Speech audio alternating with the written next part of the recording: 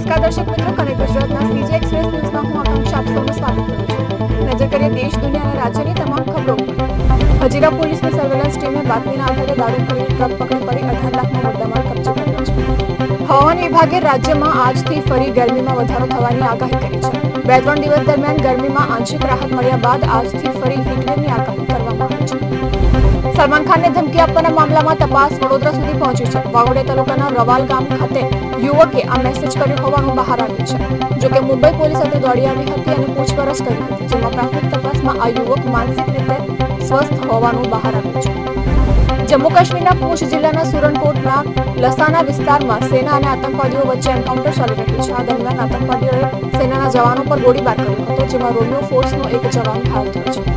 2 દિવસના વરસાદથી રાહત મળ્યા બાદ રાજસ્થાનમાં ફરી ગરમી ફરી વળી છે। સોમવારે બાડમેર જિલ્લામાં દેશનું સૌથી વધુ તાપમાન 45.4 ડિગ્રી નોંધાયું હતું। આજે રાજ્યના 6 જિલ્લાઓમાં હીટવેવ માટે યલો એલર્ટ જાહેર છે।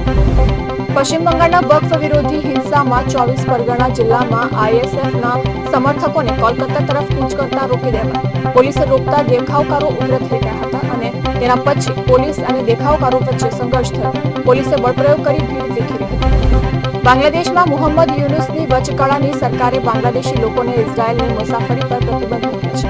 સરકારે ગાઝામાં ઇઝરાયેલી સેના દ્વારા કરવામાં આવેલા હુમલા સામે વિરોધ નોંધાવવા માટે આ નિર્ણય લીધો છે। અમેરિકા સાથે વધતા વેપાર યુદ્ધ વચ્ચે ચીને 7 કિંમતી ધાતુઓ અને ચુંબકની નિકાસ પર પ્રતિબંધ મૂક્યો છે।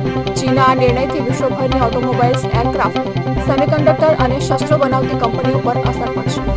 રોહિત શેટ્ટીએ મુંબઈના માજી પોલીસ કમિશનર રાકેશ મારિયાની બાયોપિક માટે તમામ તૈયારીઓ પૂર્ણ કરી દીધી છે। આ ફિલ્મમાં જોન ઇબ્રાહિમ મુખ્ય ભૂમિકા ભજવશે। આ ફિલ્મનું શૂટિંગ 18 એપ્રિલથી શરૂ કરવામાં આવશે। પ્રતિક ગાંધીની આગામી ફિલ્મ ફૂલે બ્રાહ્મણ સંગઠનોના વિરોધના કારણે વિવાદ પકડાય છે।